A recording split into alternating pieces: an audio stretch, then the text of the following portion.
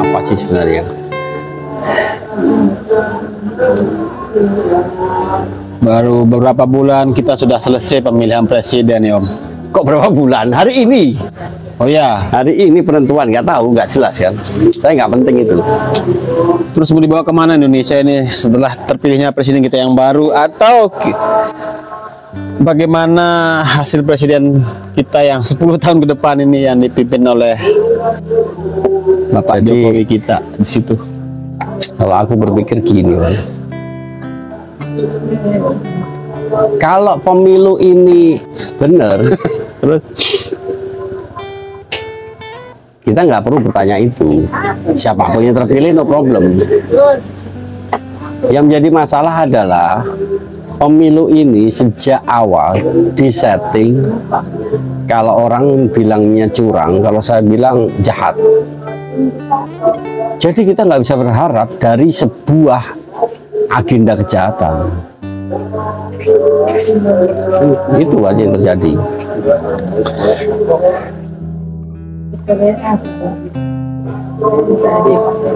coba terangkan apa sih tanggapannya Om tentang pemerintahan kita ini, seperti apa gitu loh.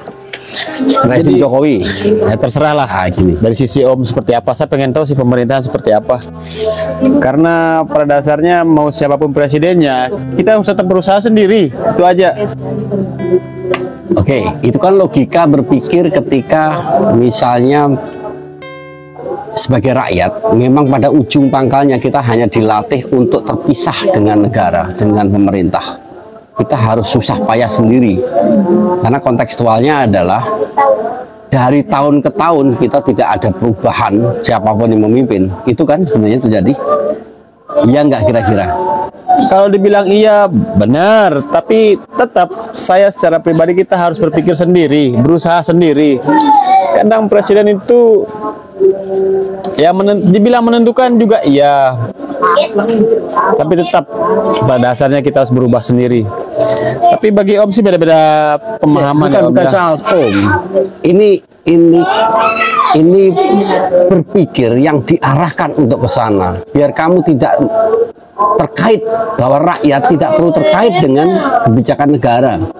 Ini pola pikir yang saya pelajari terutama sejak Orde Baru. Orde Baru itu memisahkan antara rakyat dan state, dengan pemerintah, dengan negara. Nah itulah yang terjadi pada pola pikir kita, bahwa apapun yang terjadi kita hanya susah payah deh. Nah sebenarnya nggak begitu kan. Kamu membeli beras itu ada kandungan pajak yang harus dibayarkan kepada negara. Kamu membeli rokok itu ada kandungan pajak yang kau harus bayarkan untuk negara. Dan negara itu bertugas untuk mengelola, untuk dikembalikan lagi kepada rakyat dalam bentuk kebijakan publik, kebijakan fiskal, mengatur ekspor impor, mengatur kebijakan-kebijakan hukum yang lain gitu loh. Jadi memang kita ini harus ya, apapun kondisinya, kita nggak boleh lagi ketika disebut secara besar bahwa negara kita kaya raya dan kita serahkan sebagian kekayaan raya itu kepada negara, berarti kan harusnya punya kewajiban untuk dikembalikan kepada rakyat. Dalam bentuk apa? Seperti dalam undang-undang dasar terutama, mencerdaskan kehidupan bangsa. Artinya kita harus mendapatkan anak-anak kita ini pendidikan yang layak.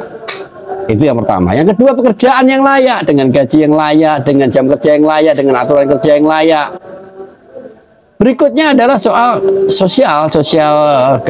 tanggung jawab sosial, misalnya fakir miskin, anak terlantar, kesehatan masyarakat, itu yang harus, itu kewajiban negara.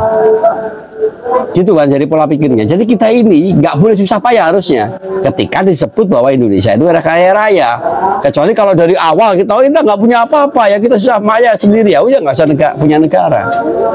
Ketika kita menyatakan punya negara, berarti ada hak kita yang diambil oleh mereka, yaitu apa? Hak mengelola sebagian kekayaan nenek moyang kita gitu loh kan. Tapi tidak kita pungkiri di negara Konoha ini Om, realita dengan fakta yang di lapangan itu dan yang ada di depan layar dan di di balik layar itu berbeda, Om. Jadi kita mau melawan dengan power yang tidak ada juga susah, mau ikut arus kita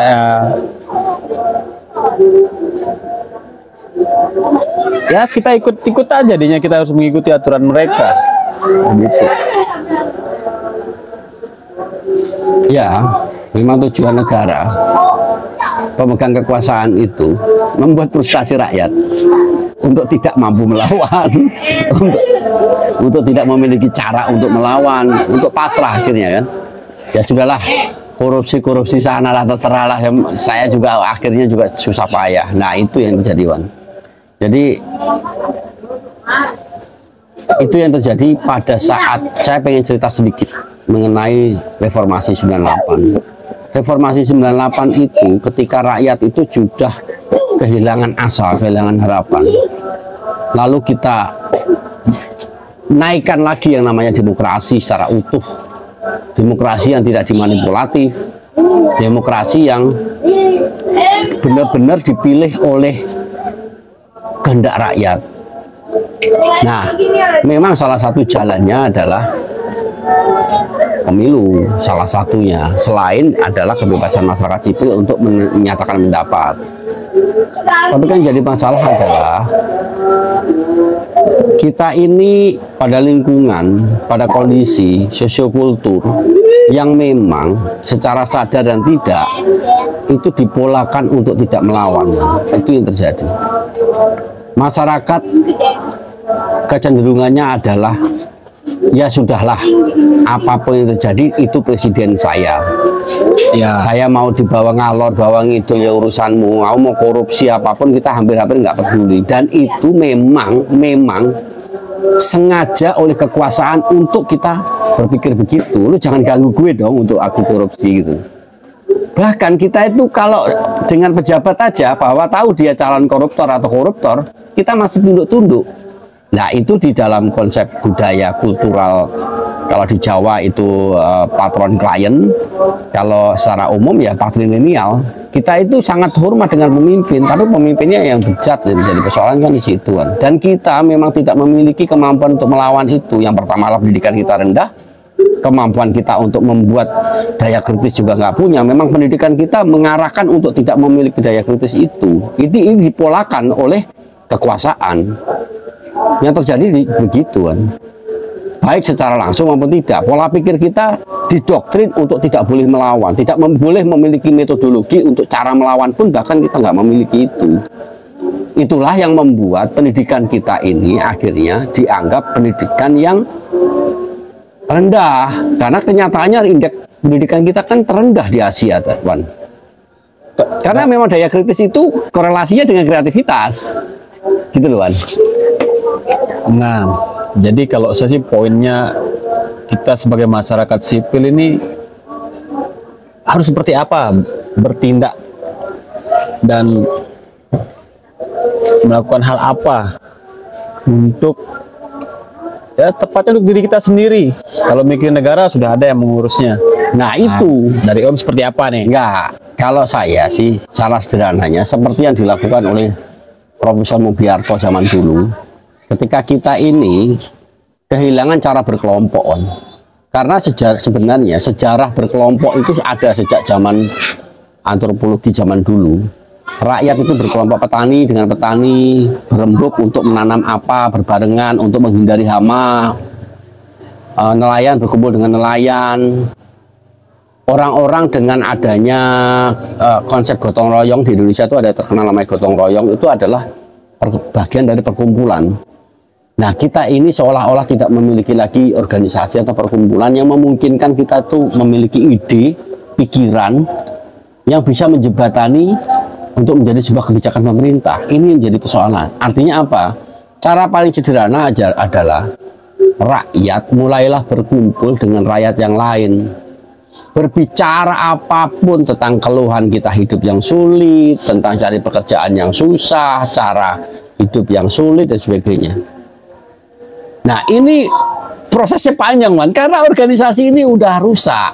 Karena ketika orang berorganisasi nanti a priori dengan pemimpinnya yang korup, dan itu memang ini kondisi yang benar-benar saya katakan kerusakan mentalitas, kerusakan etik. Kita hampir tidak percaya dengan orang lain gitu kan.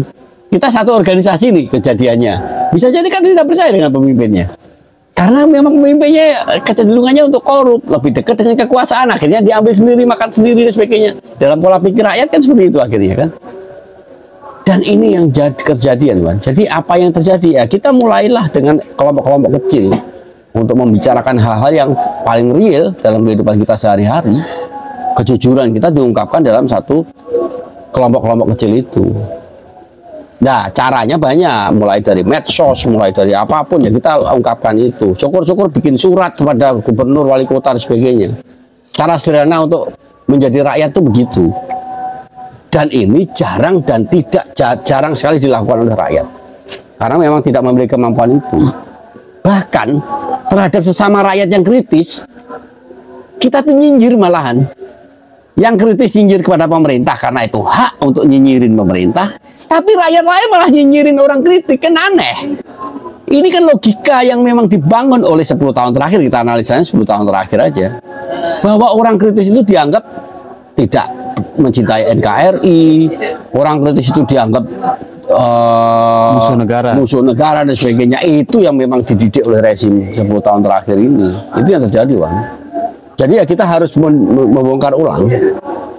Sebagai rakyat gitu loh, sebagai masyarakat, sebagai people, sebagai orang yang memberikan hak kepada pemerintah, ya kita tuntut dong sederhananya. Kami loh minta pendidikan yang bagus, aku minta pekerjaan yang layak dengan gaji yang layak dong. Caranya gimana? Ayo buka lapangan kerja yang bagus, bikin kebijakan yang bagus. Itu ya itu sebenarnya. Terkadang kita yang sebagai rakyat kecil ini ya hanya bisa berkuar-kuar di bawah, Om. Nggak lebih, hanya bahasa dari sebuah bahasa itu kita hanya setitik buih di lautan yang nggak kelihatan antara ada dan tiada. Tahu nggak, Bang? Rakyat itu adalah lautan.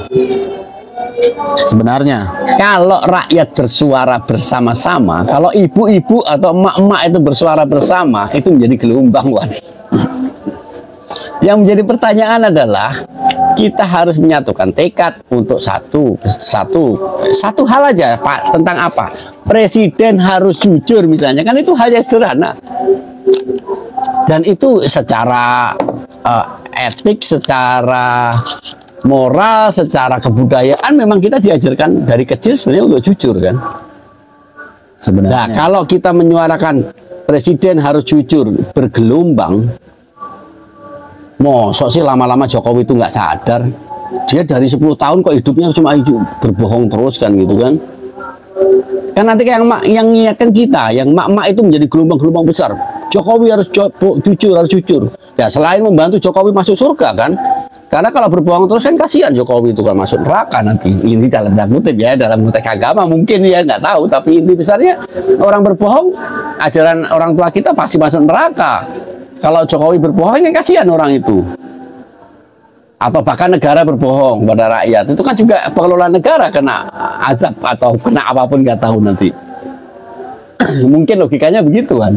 Artinya apa? Buat gelombang dengan buih kecil, dengan menyatukan tekad tadi, gelombang yang sama. Lalu kita satukan tekad tentang moralitas. Ayo berbuatlah yang jujur KPU, berbuatlah jujur dalam melakukan dalam memegang wewenang. Ayo berbuatlah jujur untuk, kan sederhana, kita kembalikan ke asal lagi sebagai orang individu dalam sebuah keluarga, itu kejujuran yang utama dalam sebuah keluarga maupun negara kan. Selama pemerintahan 10 tahun terakhir ini, dari sudut kacamatanya Om, itu seperti apa sih pemerintahan kita ini? Semua orang nggak bisa terjebak kan. Tapi saya termasuk orang yang cepat sadar ketika salah satu yang memicu adalah kebijakan Papua.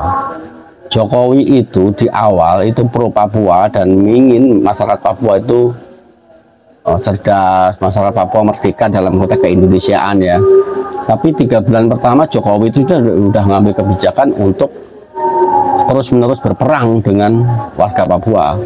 Kasusnya banyak. Kalau saya kasih deretan 10 tahun terakhir itu, kasus Papua itu korban terbanyak di sana. Mulai sipil, militer, polisi itu jadi korban di sana. Banyak yang meninggal, orang polisi yang kerja di sana.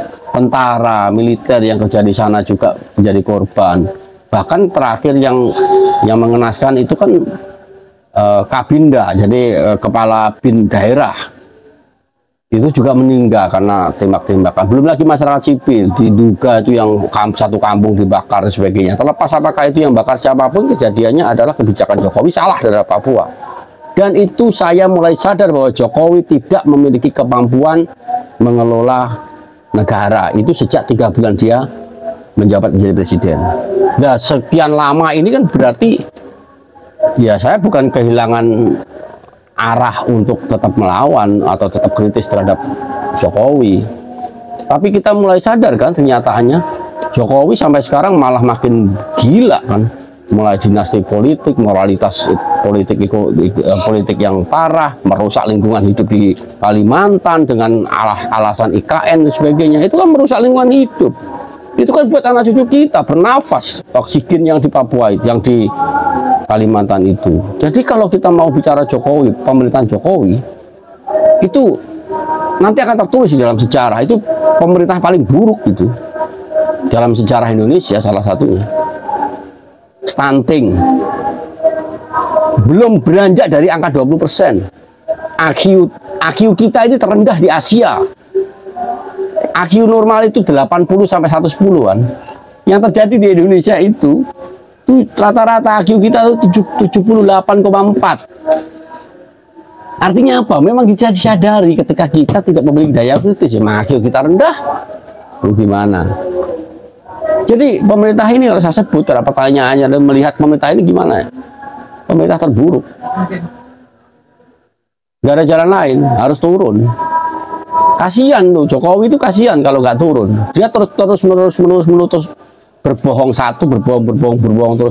Kasihan sebenarnya. Terus presiden yang baik itu seperti apa? Presiden yang baik itu ikuti undang-undang. Sebenarnya kan rule-nya gampang kan, ikuti undang-undang. Jokowi kan undang-undang yang sudah benar dirubah, undang-undang yang pokoknya demi kepentingan, di belakang dia siapa oligarki, di belakang dia pengusaha besar. Ya itu. Jadi presiden kalau tidak memiliki otoritas pikiran, kejujuran, ya gitu, gampang ya menindas akhirnya. Yang terjadi kan menindas. Itu yang terjadi.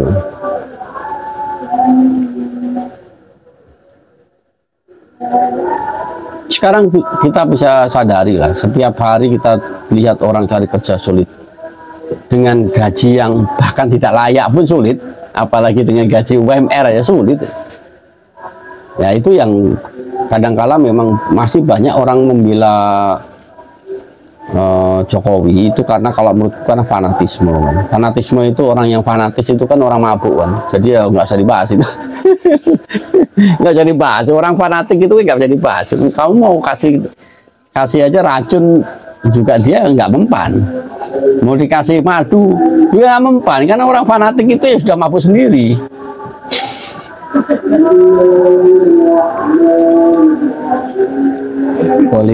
Politik dan politik. Jadi yang paling utama kalau kita harus bangun asa baru. Dengan apa? Dengan komunitas kecil. Yang kedua adalah ya sambil kita kritis lah terhadap kekuasaan. Yang bupati bangunnya yang begini dong, rakyat pikirin dong, rakyat ini nganggur harus bangun ini ya sebagainya. Kayak gitu-gitu aja yang semampu kita gitu. Tapi selain kita mencari metodologi yang paling tepat untuk sekarang yang saya temukan di lapangan ini, bagaimana mengumpulkan masyarakat atau kelompok-kelompok itu yang sulit. Nah, karena pada dasarnya setiap orang tuh butuh kehidupan untuk setiap harinya, untuk hidup besok, untuk makan besok. Kita mau berkumpul itu yang menjadi problema sekarang ini, Om. Yang kita lihat di lapangan, kita mau berkumpul ke orang, membahas untuk perubahan itu sulit karena mereka harus makan besok paginya. Itu yang terjadi di lapangan. Nah itu harus bagaimana kita, itu pertanyaannya. Apakah kita disuruh terus sama pemerintah? Kita jawab besok malam. Malam ini aku harus nemui seseorang di di tengah kota. Jadi kita akan bahas itu, bagaimana mensiasati pada kehidupan yang sulit, tapi tetap bagaimana kita menjadi warga negara yang tetap kritis. Kita akan jawab besokan ya. Oke. Oke. Aku terima kasih kopinya.